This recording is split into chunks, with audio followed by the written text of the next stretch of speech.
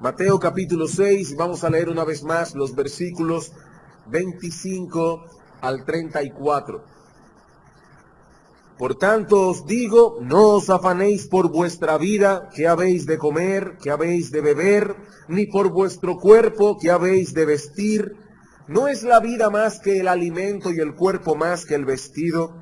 Mirad las aves del cielo que no siembran, ni siegan, ni recogen en graneros, y vuestro Padre Celestial las alimenta. ¿No valéis vosotros mucho más que ellas? ¿Y quién de vosotros podrá, por mucho que se afane, añadir a su estatura un codo? Y por el vestido, ¿por qué os afanáis? Considerad los lirios del campo, cómo crecen, no trabajan ni hilan, pero os digo que ni aun Salomón con toda su gloria se vistió así como uno de ellos. Y si la hierba del campo que hoy es y mañana se echa en el horno, Dios la viste así, ¿no hará mucho más a vosotros, hombres de poca fe?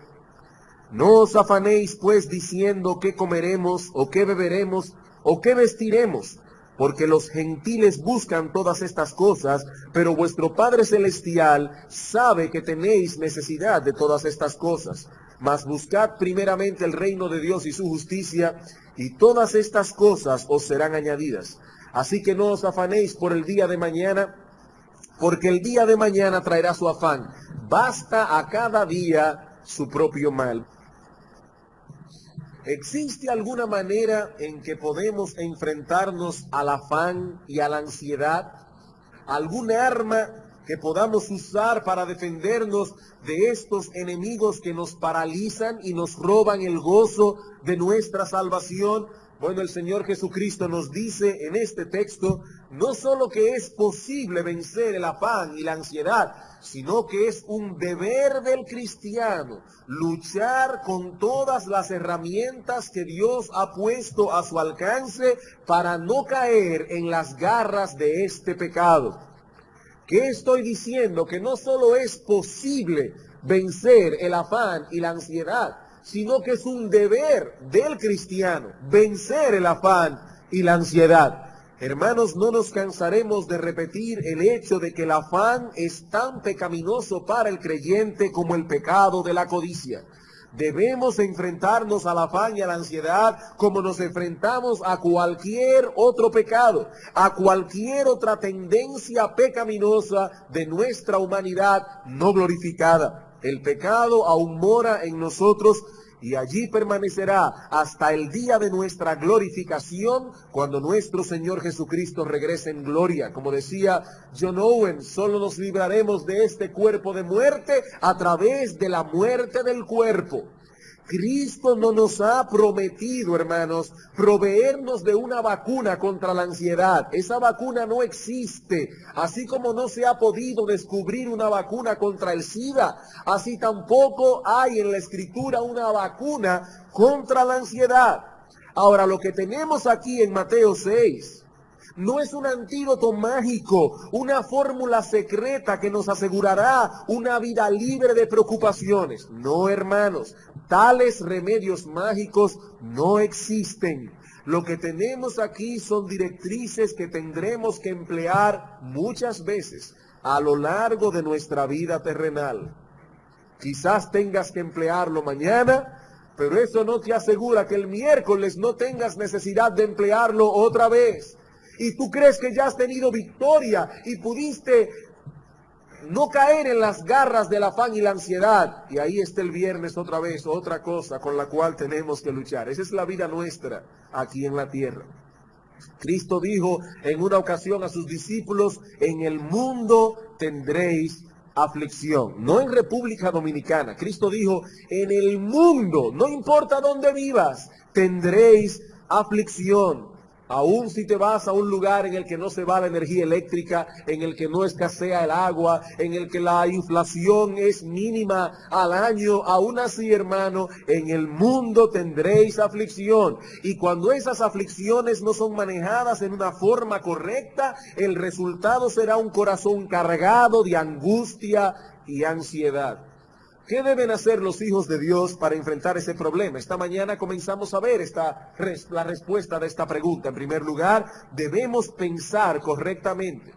Debemos tener una perspectiva correcta, una perspectiva teocéntrica de la vida. Y alguien puede decir que esto que he dicho ahora es una solución muy simple para un problema muy complicado.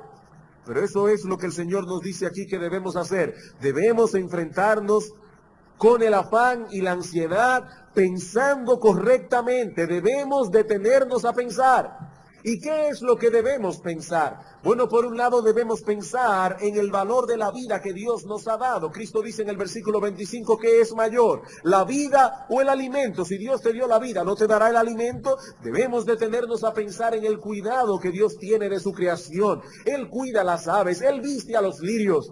¿Y no hará mucho más por nosotros que hemos sido los recipientes de la obra de salvación que Cristo obró en la cruz del Calvario? Cristo quiere que nos detengamos a pensar en lo tonto y lo fútil que es el afán. ¿Quién podrá, por mucho que se afane, añadir a su estatura un codo? Cristo quiere que nos detengamos a pensar en el carácter y las capacidades de nuestro Dios. Los paganos buscan afanosamente la comida, la bebida, el vestido, pero nosotros tenemos un Padre en los cielos que se encarga de esas cosas. No vamos a ampliar esto que vimos esta mañana, pero debemos insistir en que la batalla contra el afán y la ansiedad se libra en nuestra mente. Ese es el terreno, hermanos, donde se libra esta terrible batalla, a veces día tras día. Y no debemos permitir que nuestras almas comiencen a argumentar sin control. ¿Y qué sucederá si ocurre esto? ¿Y qué sucederá si ocurre aquello? ¿Y si pierdo mi empleo mañana? ¿Y si mi hijo se enferma? Etcétera, etcétera. Alguien decía que una mente ansiosa es una mente muy fértil. Cuando uno está ansiosa se imagina todas las posibilidades de cosas terribles que podrían ocurrir. Una mente ansiosa es una mente fértil, pero para mal. Ahora bien, hermanos, yo no quisiera que nadie malentendiera este principio que dimos esta mañana. Aquí no estamos promoviendo la filosofía del pensamiento positivo. Hay algunas personas que nos dicen que si queremos librarnos del afán y la ansiedad, lo que tenemos que hacer es pensar positivamente. Todo estará bien, todo estará bien. Esto es mental, piensa positivo, no pienses en nada negativo. No, hermanos, muchas veces las cosas no nos salen bien. Y la solución que Dios ofrece no es la de tener una visión romántica, una visión escapista de la vida. Lo que el Señor nos enseña en nuestro texto es que debemos traer a nuestras mentes verdades de las Escrituras que nosotros conocemos, pero que en el momento de la aflicción tendemos a olvidar. Esas verdades deben ser traídas a consideración en una forma consciente y deliberada. Dios está en su trono, Él reina soberano sobre toda su creación, y si Él cuida de pájaros y flores, ¿cuánto más no cuidará de mí?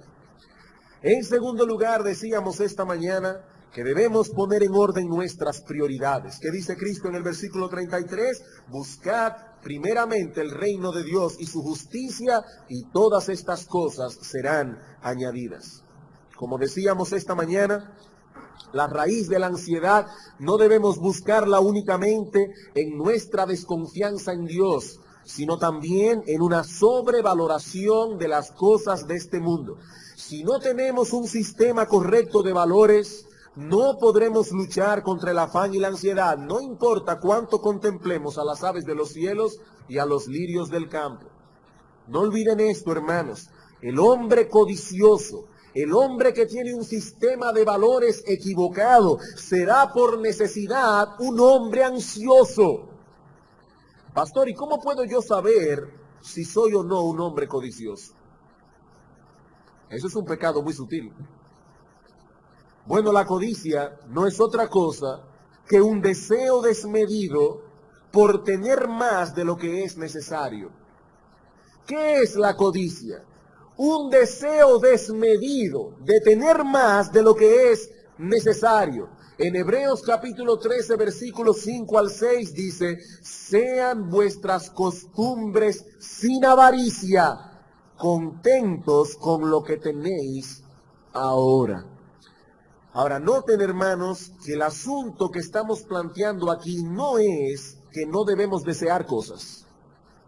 Los budistas nos dicen que la felicidad del hombre consiste en alcanzar tal nivel de espiritualidad en el que ya no se desea nada. Soy feliz porque no deseo nada. Pero eso no es lo que la Biblia enseña. Dios ha puesto en todos nosotros la capacidad de desear. Pero tan pronto ese deseo por lo que no tenemos genera descontento en nuestro corazón, ya se ha convertido en avaricia. Y la avaricia nunca camina sola, siempre viene acompañada del afán y la ansiedad. Ya lo hemos dicho antes, la codicia genera ansiedad y la ansiedad a su vez aumenta la codicia. ¿Qué debemos hacer? Tener una visión correcta de las cosas, no vivir mirando las cosas que se ven, sino las que no se ven, porque las cosas que se ven son temporales, pero las que no se ven son eternas. Hermanos, Moisés despreció las riquezas de Egipto porque tenía la mirada puesta en el galardón celestial. Solo podremos librarnos del afán y la ansiedad cuando pongamos en orden nuestras prioridades. ¿Y cuál ha de ser nuestra prioridad número uno? El avance del reino de Dios en este mundo y el conformarnos cada vez más al carácter santo de Dios. Hasta aquí lo que vimos esta mañana. Ahora bien, hay una promesa incluida en nuestro texto que no debemos pasar por alto y que no pudimos considerar esta mañana por causa del tiempo.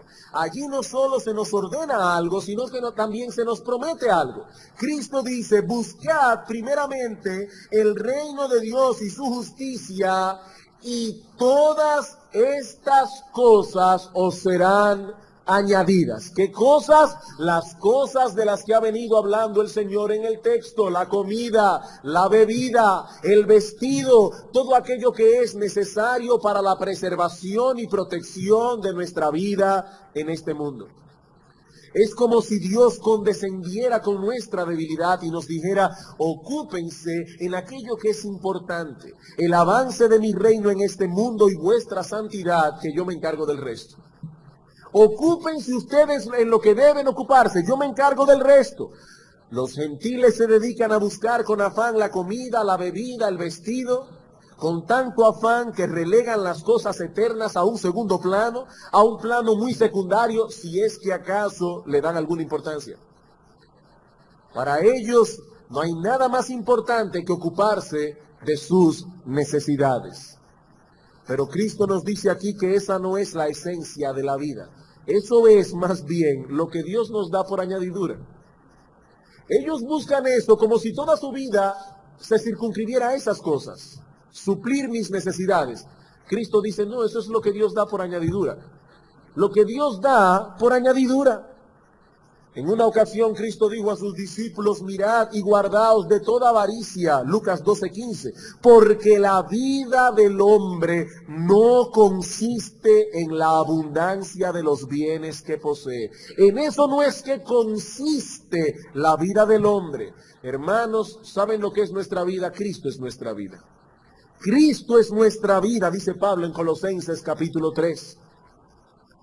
Y precisamente porque Satanás sabe eso, tratará por todos los medios posibles de alejarnos de Cristo, quien es nuestra vida.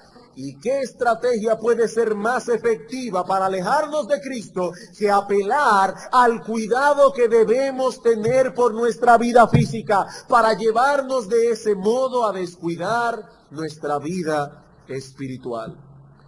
Pastor, ¿está usted diciendo que debo yo descuidar mi vida física y vivir ahora para leer la Biblia y orar? ¿Que debo ocuparme únicamente en las cosas espirituales porque Dios se encargará de alimentarme y Dios se encargará de enviarme vestidos a mi casa? No, mi amigo, eso no es lo que quiero decir. Esto que estamos diciendo aquí no significa que voy a sentarme a esperar tranquilamente que Dios me alimente, que Dios me consiga vestidos.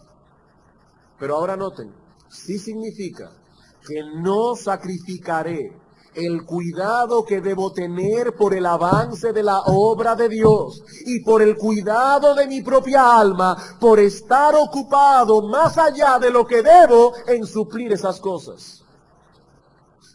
Yo no estoy diciendo que no debemos preocuparnos en esas cosas. ocuparnos en tales cosas. Estoy diciendo que no debo, hermanos, descuidar el avance del reino de Dios, descuidar mi propia alma por estar involucrado más allá de lo que debo en suplir esas cosas.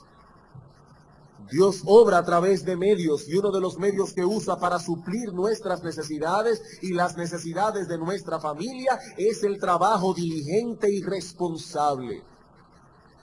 Él nos ha provisto a todos nosotros de ciertas capacidades intelectuales, manuales, talentos, cosas que debemos emplear para nuestro sostén, para la preservación y protección de nuestra vida. La Biblia dice que el que no quiere trabajar, que tampoco coma, que tampoco coma.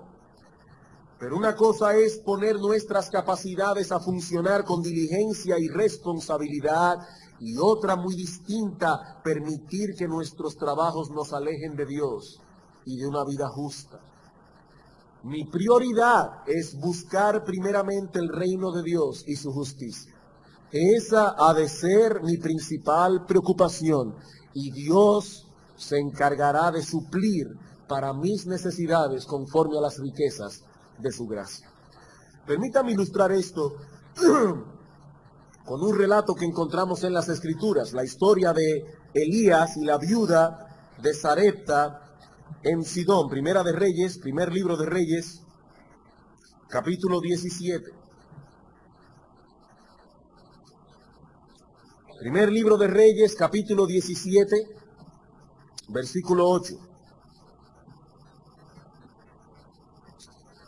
Vino luego a él palabra de Jehová diciendo a Elías: levántate, vete a Sarepta de Sidón y mora allí.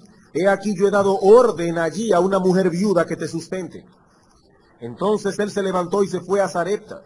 Y cuando llegó a la puerta de la ciudad, he aquí una mujer viuda que estaba allí recogiendo leña. Y él la llamó y le dijo: te ruego que me traigas un poco de agua en un vaso para que beba. Y yendo ella para traérsela, él la volvió a llamar y le dijo: te ruego que me traigas también un bocado de pan en tu mano. Y ella respondió: vive Jehová tu Dios, que no tengo pan cocido, solamente un puñado de harina tengo en la tinaja y un poco de aceite en una vasija, y ahora recogía 2 leños para entrar y prepararlo para mí y para mi hijo, para que lo comamos y nos dejemos morir. He aquí, hermanos, un cuadro patético, un cuadro desesperado. Había mucha hambre en la tierra por causa de una sequía que duró 3 años y medio, y esta viuda estaba a punto de cocinar su última ración de comida para dejarse morir ella y su hijo. Pero repentinamente llega este hombre, un profeta de Dios, y pide a esta mujer que le dé de comer. La mujer le explica cuál es su situación: esto es todo lo que tenemos, ya vamos a cocinar este bocado y encomendarnos a la misericordia de Dios. Acuérdese que en ese tiempo no había asistencia social, no había nada de esto. Esta pobre mujer viuda no tenía nada, literalmente, con que caerse muerta. Y ahora Elías, luego de oír su tétrica y patética situación, le pide algo que podríamos pensar que fue hasta cruel. Versículo 13. Elías le dijo: no tengas temor, ve y haz como has dicho, pero hazme a mí primero de ello una pequeña torta cocida debajo de la ceniza y tráemela, y después harás para ti y para tu hijo. Cuando uno lee esto rápidamente, uno dice: ¿qué fue lo que pasó allí?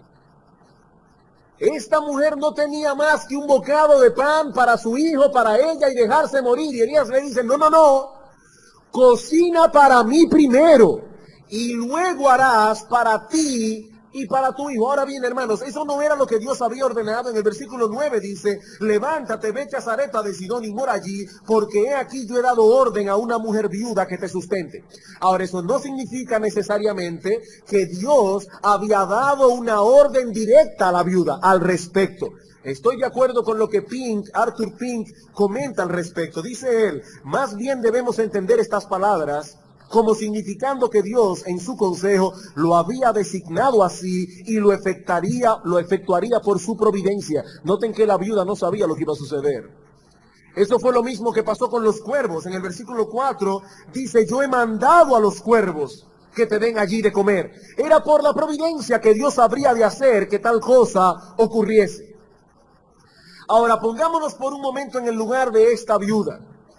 Hermana, tú que tienes hijos, trata de situarte en la misma posición de esta mujer. No había comida en la tierra, eso era todo lo que esta viuda tenía para su hijo y para ella. Pero el que le pedía comida era un profeta del Señor. Él representaba el avance del reino de Dios, la propagación de la palabra de Dios. Alimentar al profeta primero era buscar primero el reino de Dios y su justicia. Esa era la situación. ¿Y qué le ofrece Elías a esta mujer a cambio? Dame la comida, que yo te voy a dar algo a cambio. ¿Qué le va a dar Elías a cambio? Versículo 14. Porque Jehová Dios de Israel ha dicho así, la harina de la tinaja no escaseará, ni el aceite de la vasija disminuirá hasta el día en que Jehová haga llover sobre la faz de la tierra. He aquí, hermanos, un trato bien extraño. Elías le dice, dame tu última comida y yo te daré a cambio una promesa. Tu última comida a cambio de una promesa. Ahora, si esta mujer hubiese actuado pragmáticamente, si hubiese sido una mujer racionalista, mundana, una mujer que se guiaba por lo que veían sus ojos, ella no hubiese cambiado algo tangible, la comida, por algo intangible, una mera promesa. Se hubiese quedado con su comida, pero al comerla ya no hubiese tenido nada más. Pero ella buscó primeramente el reino de Dios y su justicia, y Dios le dio lo demás por añadidura. Versículo 15. Entonces ella fue e hizo como le dijo Elías, y comió él y ella y su casa muchos días, y la harina de la tinaja no escaseó, ni el aceite de la vasija menguó, conforme a la palabra que Jehová había dicho por medio de Elías. Ahora es posible, bueno, no es posible, es seguro, hermanos, seguramente nadie aquí pasará por una experiencia idéntica a la que pasó esta mujer. Pero créanme que día tras día tenemos que aplicar el principio que extraemos de este relato. Cuando hacemos nuestro presupuesto del mes y sentimos la tentación de no ofrendar, o de ofrendar menos de lo que debemos porque pensamos que el dinero no alcanzará, que no podremos hacer esto, que no podremos hacer aquello que habíamos planificado, ahí entra en juego el principio. Dios dice, no, dame a mí primero. El reino debe ir primero. Y yo te ofrezco a cambio una promesa. Todas las cosas os serán dadas por añadidura. Hermano, cuando tú tienes presiones económicas, ¿cuál es el área de tu presupuesto que tú tiendes a recortar? Cuando tienes apreturas económicas y tú calculas y no te da, y ya lo has sumado de todas las maneras habidas y por haber, de arriba abajo, de abajo arriba, por el medio, y no te da. ¿Cuál es, hermano, el área de tu presupuesto que tiendes a recortar? Porque Dios dice, pon primero el reino de Dios y su justicia. ¿Y qué te doy yo a cambio? Una promesa. Todas las cosas serán dadas por añadidura. Una promesa. En los días del profeta Ageo, el pueblo de Israel descuidó la reconstrucción del templo. Todos decían, dice Ageo, no ha llegado aún el tiempo de que la casa de Jehová sea reedificada. Claro, no había llegado el tiempo porque dice el texto aquí que todos ellos estaban preocupados remodelando sus casas. No había tiempo para la reconstrucción del templo, no era el momento apropiado porque yo tengo que adquirir un carro nuevo, yo tengo que remodelar mi casa, yo tengo que hacer esto, yo tengo que hacer aquello. Escuchen ahora lo que Dios dice por medio de su profeta, versículo 3. Entonces vino palabra de Jehová por medio del profeta Ageo diciendo, es para vosotros tiempo, para vosotros, de habitar en vuestras casas artesonadas, y esta casa está desierta. Pues así ha dicho Jehová de los ejércitos, meditad bien sobre vuestros caminos, sembráis mucho y recogéis poco, coméis y no os saciáis, bebéis y no quedáis satisfechos, os vestís y no os calentáis, y el que trabaja a jornal recibe su jornal en saco roto. Así ha dicho Jehová de los ejércitos, meditad sobre vuestros caminos, subid al monte, traed madera y reedificad la casa, y pondré en ella mi voluntad, y será glorificado, ha dicho Jehová. Buscáis mucho y halláis poco, y encerráis en casa, y yo lo disiparé en un soplo. ¿Por qué? Dice Jehová de los ejércitos, por cuanto mi casa está desierta, y cada uno de vosotros corre a su propia casa. Oigan esto, hermanos, por eso se detuvo de los cielos sobre vosotros la lluvia, y la tierra detuvo sus frutos, y llamé a la sequía sobre esta tierra, y sobre los montes, y sobre el trigo, y sobre el vino, sobre el aceite, sobre todo lo que la tierra produce, sobre los hombres y sobre las bestias, y sobre todo trabajo de vuestras manos. Aquí tenemos el mensaje de Mateo 6 a la inversa. Aquí tenemos el mensaje de Mateo 6:33, pero a la inversa. El pueblo se dedicó a buscar la añadidura y a descuidar el reino de Dios, y al final de cuentas tampoco obtuvieron lo que buscaban con tanto afán. No quisiera pasar al próximo punto sin hacer aquí una aclaración. Que nadie confunda esto que estamos diciendo con el mensaje predicado hoy día por el Evangelio de la prosperidad. Lo que la Biblia enseña no es que si obedecemos a Dios y vivimos para Él, seremos prosperados materialmente en nuestros negocios. No, hermanos. Muchas veces tendremos que pagar un precio muy alto por nuestra fidelidad a Dios, y eso significará en ocasiones problemas aún en el orden económico. No, Dios no promete riquezas. Él promete suplir para nuestras necesidades, comida, bebida, vestido. En algunos casos, Él decide soberanamente dar a algunos mucho más que lo necesario. Pero Él no ha prometido eso a todo creyente. Ahora, lo que nuestro texto sí enseña claramente es que la única manera en que podremos librarnos del afán y la ansiedad es poniendo en orden nuestras prioridades. Pero conociendo nuestra debilidad y nuestra tendencia a preocuparnos por las cosas de este mundo, el Señor condesciende con nosotros y nos dice: ocúpate activamente en buscar el avance del reino de Dios, la propagación de mi nombre, tu crecimiento en gracia, y yo te prometo, hijo mío, encargarme de tus necesidades.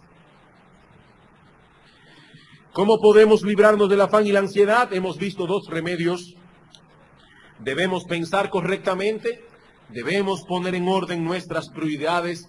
Veamos ahora, en tercero y último lugar, debemos vivir un día a la vez. Debemos vivir un día a la vez. Mateo capítulo 6, versículo 34. Así que no os afanéis por el día de mañana, porque el día de mañana traerá su afán. Basta a cada día su propio mal. Podemos parafrasear estas palabras de este modo: el mañana traerá consigo sus propios afanes, por lo tanto, no te anticipes a ellos. Cada día tendrá problemas suficientes que tratar. No incrementes tu carga de hoy, preocupándote también por lo que tal vez ocurra mañana. Esto es básicamente lo que el Señor Jesucristo nos está diciendo aquí. En otras palabras, nos está diciendo que debemos vivir un día a la vez. Ahora, yo no sé si a ustedes les ocurre lo que a mí me ocurría cuando yo leí este texto. Cuando nosotros leemos este texto en su contexto, nos da la impresión de que el versículo 34 es una especie de anticlímax. ¿Y qué yo quiero decir con esto? Bueno, que al llegar al versículo 33, nos parece que estamos en la cumbre más alta de todo este pasaje. Buscad primeramente el reino de Dios y su justicia. Pensamos que ya no se dirá nada más, porque no hay nada más que decir. Pero entonces el Señor continúa su enseñanza y nos dice, no te afanes por el día de mañana. Sin embargo, cuando nos acercamos a considerar el texto con más cuidado, nos damos cuenta de que no se trata de un anticlímax, ni tampoco de una mera repetición o síntesis de lo que ha sido dicho antes. En los versículos anteriores el Señor nos ha dicho que no debemos afanarnos por las cosas necesarias para el sostén de nuestra vida, como la comida, la bebida, el vestido. Pero ahora el Señor llega más lejos y nos da una directriz mucho más amplia. El Señor nos dice que no debemos afanarnos por el futuro, por nada que se encuentre delante de nosotros en lo porvenir. ¿Y por qué el Señor añadió esta nota aquí? Porque el afán y la ansiedad son futuristas en esencia. Porque la esencia del afán es futurista. Examina, hermano, las cosas que tienden a ponerte ansioso y te darás cuenta que se trata en su mayoría de cosas que están en el futuro. De cosas que están en el futuro. ¿Qué sucedería si pierdo mi empleo? O si mi negocio va a la quiebra, o si pierdo a alguno de mis hijos, o si repentinamente llega a mi vida una enfermedad incurable. Todas estas cosas tienen un punto en común. Son posibilidades que podrían llegar a nosotros en el futuro. No lo olvides, el afán es esencialmente futurista. ¿Y qué nos dice el Señor? Que no debemos afanarnos por esas cosas del futuro hoy. No debemos anticiparnos a los problemas. El día de mañana llegará con su carga de problemas particular, con su cuota específica de dificultades. Pero gloria al Señor, hermanos, eso llegará mañana, no hoy. Eso llegará mañana, no hoy. Cada día traerá su propio afán. ¿Por qué no debo afanarme por el mañana? Porque el mañana no ha llegado todavía. Pero no solo eso. El Señor dice finalmente, basta a cada día su propio mal. Suficiente tengo yo con los problemas de hoy para preocuparme por los que podrían llegar mañana. ¿O será, hermano, que a ti te gusta preocuparte y que no te bastan los problemas de hoy y entonces deseas tomar por adelantado algunos problemitas de mañana? ¿Será eso? No te bastan los de hoy y tú quieres tomar un préstamo, quieres tomar por adelantado algunos problemitas del mes que viene o del año que viene o de cuando te retires de la vida de negocio. Hermanos, lo de hoy es suficiente para lidiar con eso hoy. No necesitamos nada más. Dice Cristo, a cada día le basta. A cada día le es suficiente su propia cuota de dificultades. Ahora, eso no significa que no debemos hacer planes para el mañana. Eso no significa que no debemos adelantarnos a las dificultades que podríamos enfrentar mañana, haciendo, por supuesto, provisión para eso hoy. ¿No es incorrecto que un cristiano tenga un seguro de vida, por ejemplo? Si puede hacerlo. La Biblia dice que los padres atesoran para los hijos. En Proverbios se nos dice que debemos imitar a la hormiga. ¿Y qué hace la hormiga? Que guarda alimento en verano para que no le falte en invierno. El avisado, dice Proverbios, el hombre prudente ve el mal, se anticipa al mal y se aparta a tiempo. Pero ¿qué pasa con el hombre simple? El hombre simple solo percibe el problema cuando ya se le ha venido encima. No, hermanos, debemos ser previsores. Pero una cosa es hacer planes y provisión para el futuro y otra muy distinta, permitir que los problemas que podrían venir en el futuro nos ahoguen en el presente. ¿Pueden ver la diferencia? Hay una diferencia.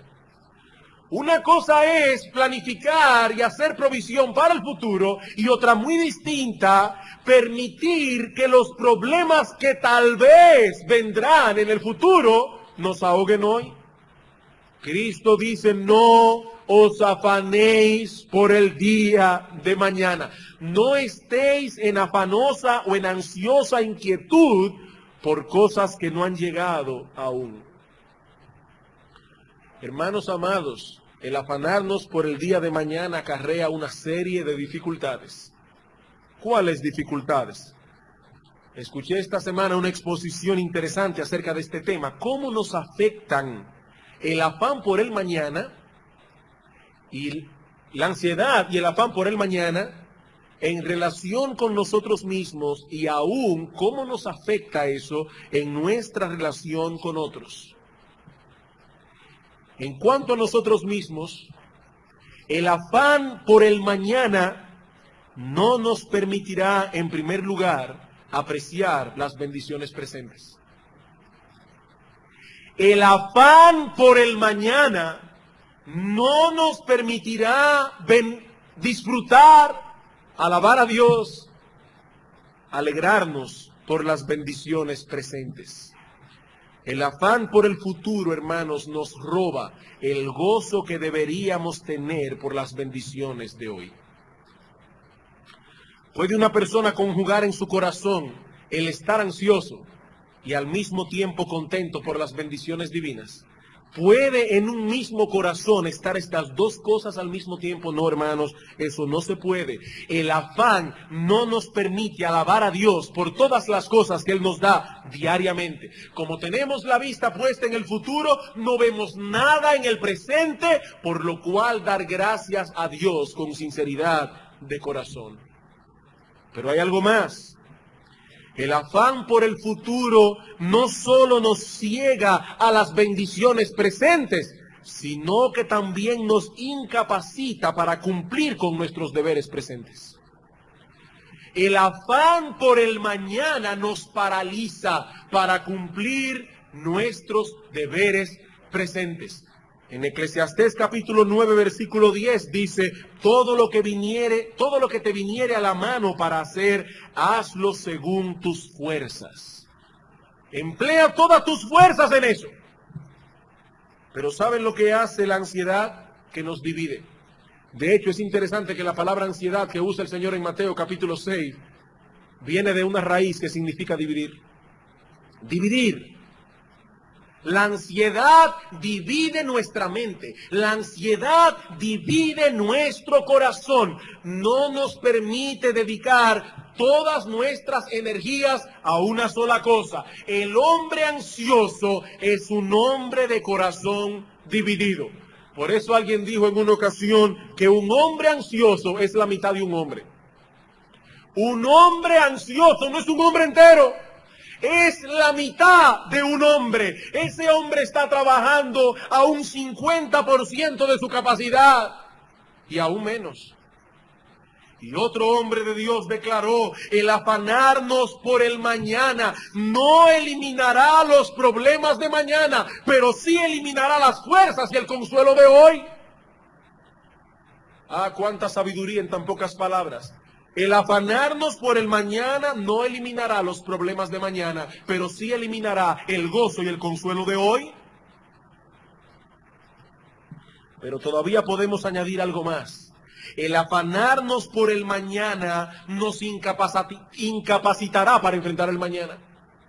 El afanarnos por el mañana nos incapacitará para enfrentar el mañana. Hermano, las horas de sueño que pierdas hoy, anticipándote a los problemas de mañana, no te ayudarán en nada a enfrentar adecuadamente las situaciones que probablemente surgirán mañana. Basta cada día su propio mal. Pero como decíamos hace un momento, el afanarnos por el mañana no solo nos afecta en nuestra relación con nosotros mismos, sino que también nos afecta en relación con los demás. Y esto de dos maneras.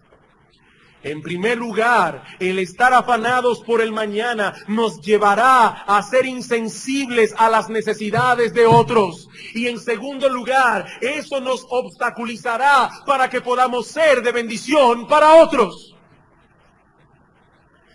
Cuando dejamos que el afán y la ansiedad se adueñen de nuestro corazón, ni siquiera notamos las señales de necesidad que los demás nos están dando. Estamos tan ocupados mirando dentro de nosotros mismos, preocupándonos por nuestro futuro, que nos volvemos insensibles a los perdidos que están a nuestro alrededor, necesitados desesperadamente que alguien les predique el Evangelio de Cristo. Pero hermanos, ¿qué efectividad podremos tener predicándole el Evangelio a los perdidos cuando ellos ven en nosotros las mismas frustraciones que ellos tienen? ¿Qué efectividad vamos a tener predicando el Evangelio si ellos nos ven a nosotros con las mismas frustraciones, las mismas angustias, las mismas ansiedades que ellos tienen por el futuro? Nos volvemos insensibles a esos hermanos en la iglesia que están necesitados de una palabra de aliento, de una palabra de estímulo o de nuestra involucración activa en suplir para alguna de sus necesidades materiales. Hermanos, la ansiedad nos convierte en seres egocéntricos, en personas egoístas, y no importa lo que suceda a nuestro alrededor, no nos involucraremos en ello, porque nuestra visión no llega más allá de nuestras narices. ¿Qué debemos hacer? Cristo nos dice aquí lo que debemos hacer. Hermanos, reconoce que cada día tiene su cuota particular de problemas. Reconoce que cada día tiene su cuota particular de problemas. Si te afanas hoy por el problema de mañana, al final te habrás afanado 2 veces. Al final te habrás afanado 2 veces. El que se afana por el mañana se afana doble. Sufrió por el problema hoy, pero ese sufrimiento no impedirá que el problema llegue mañana y lo volverá a sufrir otra vez. El que se afana por el mañana sufre doble. Hermano, reconoce que cada día tiene su cuota particular de problemas. Pero hay algo más glorioso. Reconoce también que cada día traerá consigo la cuota necesaria de gracia para soportar los problemas y presiones de cada día. Dios no te dará hoy la gracia que necesitarás mañana. No, Él te la dará cuando la necesites. Así como Dios nos da el pan de cada día, Él también nos concede la gracia de cada día. ¿Y sabes por qué Dios lo hace así? Bueno, Él tendrá muchas razones que yo no sé, pero probablemente una de esas razones es porque Dios desea que nos mantengamos cerca de Él día tras día, clamando cada mañana por su misericordia. Que dice el profeta Jeremías en Lamentaciones 3:23, que las misericordias del Señor, hermanos, son nuevas cada mañana, no cada semana, no cada mes. Cada mañana tenemos la porción de misericordia divina que necesitaremos para ese día. No te afanes entonces el lunes pensando si tendrás fuerzas para soportar lo que venga el jueves. No, hermano, cuando llegue el jueves, Dios estará ahí para suplirte lo que necesites el jueves. Algunos creyentes tienen una fuerte vocación de masoquistas. Les gusta sufrir. Es una cosa que va inherente a ellos. Y no les basta los problemas que ya tienen que enfrentar, sino que comienzan a imaginarse todas las probabilidades que podrían surgir en el día de mañana. Tal vez estuvieron leyendo el libro de los mártires de Fox y comienzan a pensar, ¿y si mañana viene una persecución? ¿Y si mañana me llevan a la hoguera por causa de Cristo? ¿Estaré yo dispuesto a ser quemado por causa del Señor? ¿Daré yo un testimonio fiel como esos hombres que aparecen registrados en esa obra? Hermano, Dios no te dará la capacidad para soportar una tortura que nunca llegará a tu vida. Ahora, créeme una cosa, puedes estar seguro de que si llegara a esa situación, Dios será tu auxilio en esa tribulación. ¿Podré yo soportar la muerte de un ser querido? Cuando mañana muera mi padre, mi madre, cuando muera mi cónyuge, cuando muera uno de mis hijos. En los años que tengo en el ministerio, he visto muchas personas, débiles algunos de ellos, pasar por pruebas muy amargas. Y he visto cómo Dios les ha suplido la gracia necesaria. Pero se las ha suplido en el momento preciso, no antes. No antes. Hermano, ocúpate con todo tu corazón y todas tus fuerzas a resolver con la ayuda de Dios las dificultades de hoy y deja el futuro en las manos de Dios, porque créeme que están en las mejores manos que puede estar. ¿Cuáles son los remedios que encontramos en este pasaje de Mateo 6 para luchar contra el afán y la ansiedad? Bueno, en primer lugar, debemos pensar correctamente. En segundo lugar, debemos poner en orden nuestras prioridades. En tercer lugar, debemos vivir un día a la vez. Pero no quisiera concluir sin dirigir unas palabras muy breves a las personas que están aquí sin Cristo.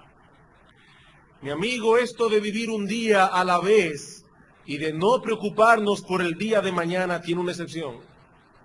Tiene una excepción.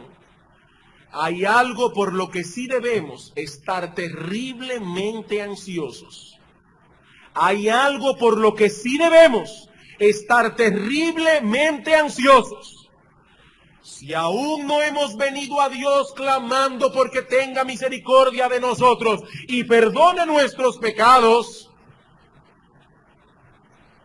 debemos esperar con angustia y ansiedad el juicio venidero y la perspectiva de pasar toda una eternidad en condenación. La Biblia dice, prepárate para encontrarte con tu Dios. Mi amigo, algún día tendrás que dar cuenta delante del augusto tribunal del Dios Todopoderoso que creó los cielos y la tierra, y en ese momento solo una cosa podrá librarte de la sentencia de tu culpabilidad, no tus méritos personales, sino la justicia perfecta de nuestro bendito Señor y Salvador Jesucristo, la cual nos es traspasada por medio de la fe. Prepárate para encontrarte con tu Dios. Y sabes que en el día del juicio final muchas personas no estarán preparadas en aquel día.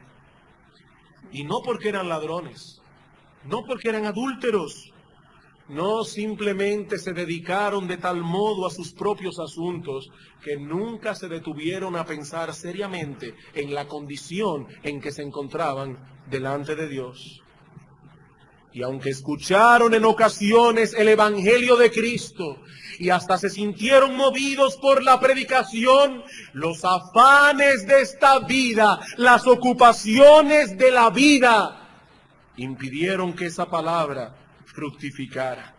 En Marcos capítulo 4, versículo 18, hablando de la parábola del sembrador, dice, estos son los que fueron sembrados entre espinos, los que oyen la palabra, pero los afanes de este siglo y el engaño de las riquezas y las codicias de otras cosas entran y ahogan la palabra y se hace infructuosa. Mi amigo, cuando entendemos que estamos al borde de dos eternidades, cuando entendemos eso, las cosas importantes de la vida dejan de ser tan importantes. Mi amigo, huye de la ira venidera, porque todavía las puertas de la ciudad de refugio están abiertas para ti. Cristo sigue salvando pecadores, su brazo no se ha acortado para salvar, y mi amigo, Él ha prometido no echar fuera a nadie que acuda a Él clamando por misericordia. Mi amigo, Cristo es y seguirá siendo un poderoso Salvador. Vamos a orar.